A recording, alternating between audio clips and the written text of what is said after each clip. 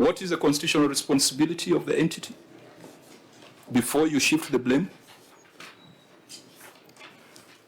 Well, I'm not shifting blame. What is the constitutional responsibility of the entity? They are supposed to account. And you're supposed to prepare your financial statements within what duration?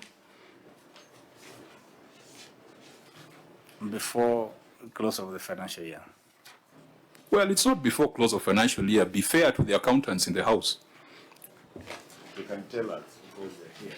What is your responsibility, statutory and constitutional? Because the Auditor General cannot provide a report before you have presented your financial statements.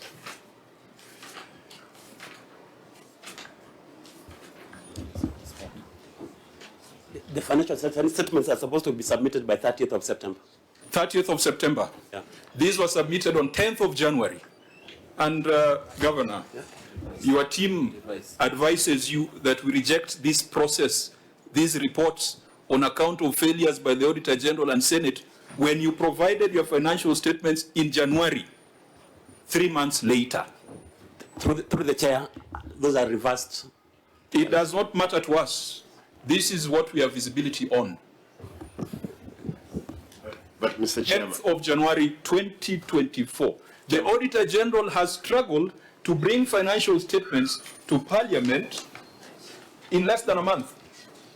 In less than a month, when the Auditor General is required to do that exercise in 3 months.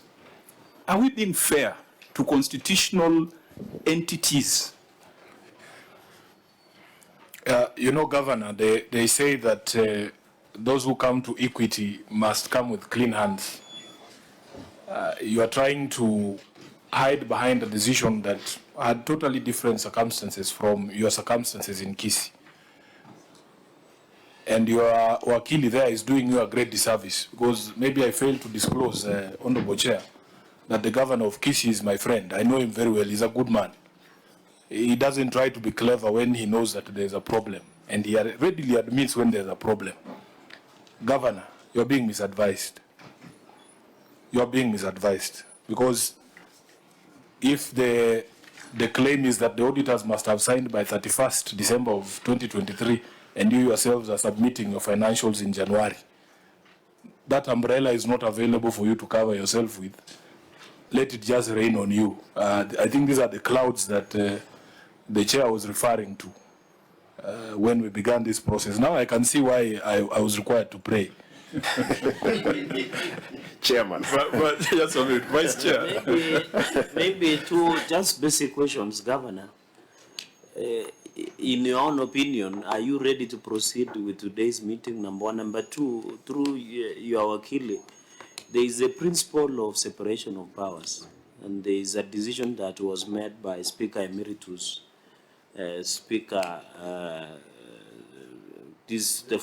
current public service, what is his name, J. Muturi.